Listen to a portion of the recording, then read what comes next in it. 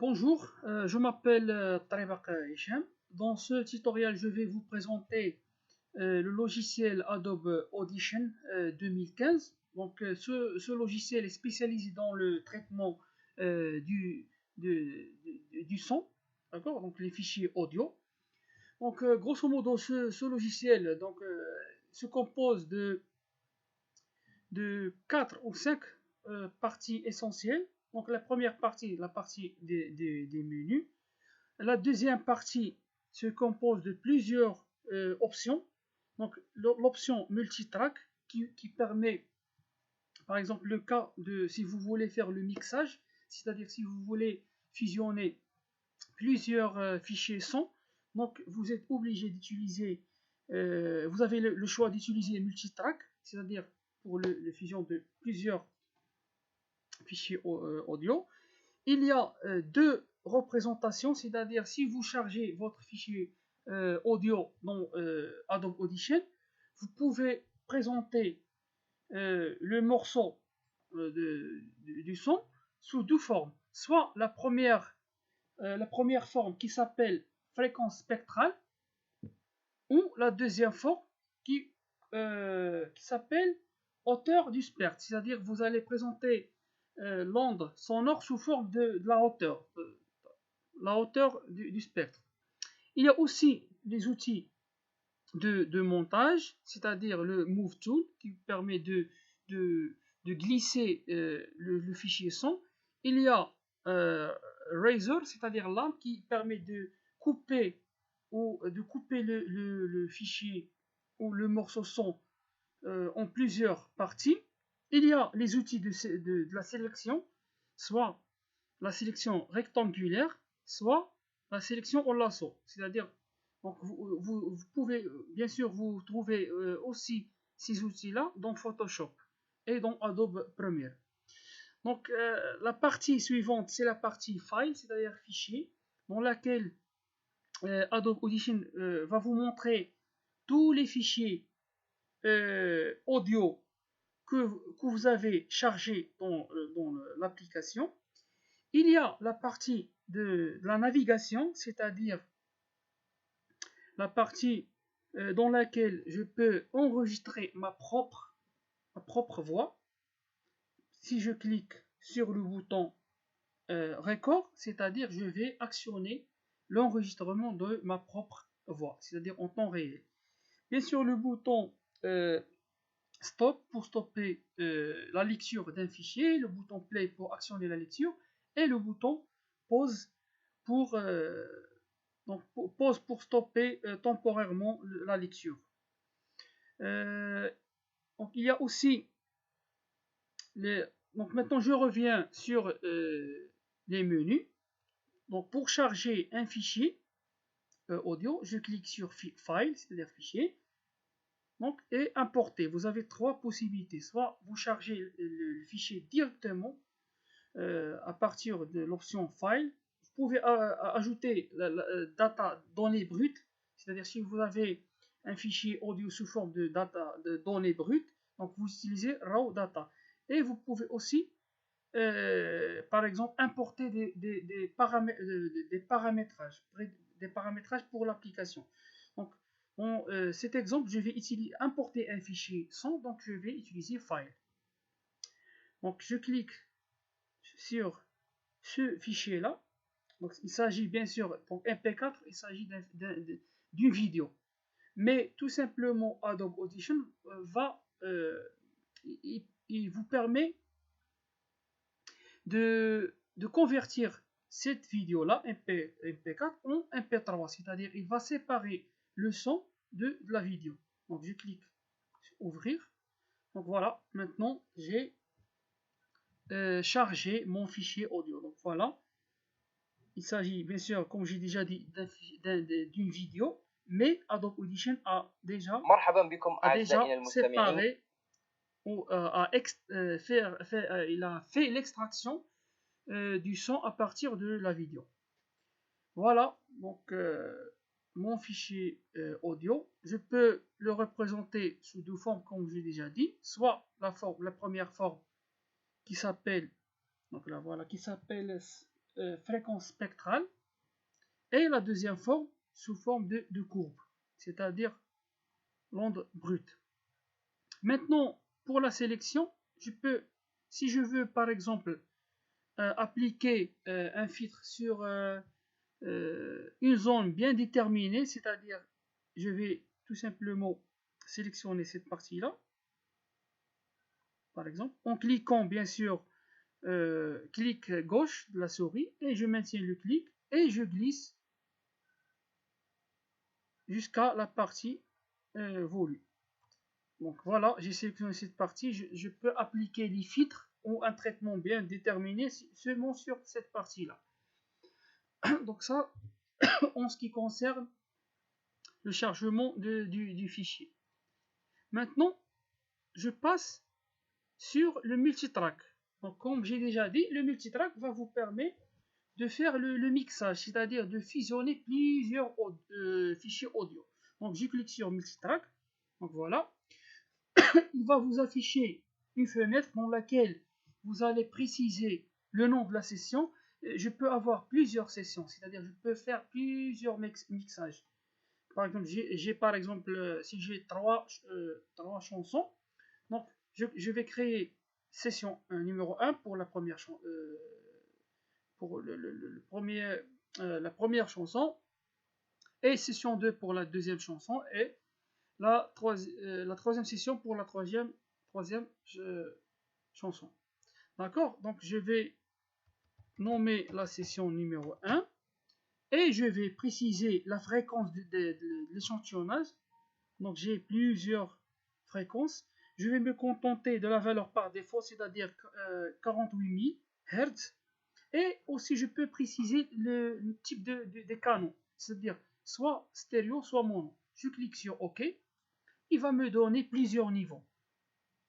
Donc ici, j'ai 3 niveaux. C'est-à-dire, si je veux fusionner la voix off avec de la musique, donc tout simplement, je vais glisser par exemple la voix off, par exemple, donc la voix off par exemple ici, je clique à gauche et je glisse, je maintiens le clic et je glisse vers le premier niveau. Donc ce premier niveau-là va contenir la voix off. Maintenant, pour ajouter de la musique, je vais glisser, par exemple, le fichier musique dans le deuxième niveau. Donc voilà. Donc ici, j'ai deux fichiers son. D'accord? C'est ça pour le multitrack, c'est-à-dire le mixage. Donc je peux ajouter plusieurs fichiers son. Et si je clique sur Play, il va me lire en parallèle, c'est-à-dire en même temps, il va lire tous les fichiers que j'ai ajoutés. Donc ça, c'est en ce qui concerne le multitrack, le mixage. Maintenant, je reviens sur le premier exemple, dans lequel je vais vous montrer comment ajouter des filtres pour ce fichier son-là. Donc pour ajouter les filtres, j'utilise le menu Effects. Donc le menu Effects va me donner plusieurs filtres. Soit le filtre Echo, donc voilà, donc je clique sur Echo et je vais ajuster les paramètres volus et je clique sur Apply pour appliquer l'écho à ce morceau-là. Il y a aussi l'effet l'effet de la réverbération, bien sûr. La réverbération, je peux utiliser la réverbération. J'utilise le paramétrage que je veux, donc j'ai la liberté de choisir le paramétrage et je clique aussi sur Apply pour appliquer ce filtre là. Il y a aussi la possibilité d'utiliser les filtres passe bas et passe haut. Pour ce faire, pour utiliser ce filtre là, donc je clique sur Effects puis Filter and Equalizer et j'utilise paramètre Equalizer. Donc voilà, paramètre Equalizer. Donc preset, je peux bien sûr préciser le paramétrage utilisé ou bien les filtres utilisés. Donc, il y a jusqu'à maintenant donc 11 filtres. Donc je vais me contenter de custom, c'est-à-dire personnaliser. Ici, il y a, comme j'ai déjà dit, le filtre passe bas et le passe haut. Donc le HP, c'est-à-dire High Pass Filter en anglais. Donc le passe haut, le filtre passe haut. Il y a LP, c'est-à-dire Low Pass, c'est-à-dire pour le passe bas. Donc si je veux utiliser le haut pass, je clique sur haut pass. Et ça va m'ajouter un point là. Donc je vais cliquer à gauche et je maintiens le clic et je glisse. Donc ici, j'essaie de retenir les fréquences. Par exemple, dans cet exemple-là, donc je vais retenir les fréquences qui sont supérieures ou égales à 416. Pour utiliser le filtre passe-bas, je clique sur LP, Low Pass Filter, et donc de la même manière, je clique gauche et je maintiens le clic et je glisse à gauche. Donc maintenant, j'essaye de retenir seulement les fréquences qui sont inférieures ou égales à, par exemple, 195 Hz. D'accord? Et je clique sur Apply pour appliquer le filtre passe-bas. Donc ça, en ce qui concerne les filtres. Maintenant, pour bien sûr, Adobe Audition vous donne la possibilité d'utiliser jusqu'à 16 filtres à la fois pour chaque morceau. Pour utiliser cette option-là, je dois tout d'abord afficher la fenêtre Effects Rake. Donc là voilà. Donc Effects Rake. Donc comme vous pouvez constater vous-même, ça me donne la possibilité d'utiliser jusqu'à 16 filtres. Je commence par la première possibilité. Donc je vais utiliser le premier filtre, par exemple l'écho. Donc voilà, j'ajuste le paramétrage volume. C'est bon. Donc maintenant pour ajouter le deuxième filtre, donc je vais directement à la deuxième ligne. Je vais ajouter par exemple la réverbération, l'effet de la réverbération ou le filtre de la réverbération. Voilà, donc OK. Et je continue. Donc je peux ajouter jusqu'à 16 filtres. Donc voilà. Donc jusqu'à maintenant, j'ai ajouté deux filtres. Donc l'écho et la réverbération. Maintenant, si je veux afficher l'historique, c'est-à-dire les filtres ou les opérations que j'ai effectuées depuis le chargement du fichier, c'est-à-dire l'historique. Donc je clique sur Windows ou fenêtre dans la version française, Windows, et je clique, donc j'active la fenêtre historique. Donc je vais agrandir cette partie-là. Donc voilà, ça vous montre tout simplement l'historique de toutes les opérations que vous avez effectuées depuis l'ouverture du fichier. Donc Open, c'est le moment où vous avez ajouté le fichier brut. Deuxième étape, c'est sur laquelle j'ai ajouté l'effet de l'écho. Et pour le troisième étape, donc c'est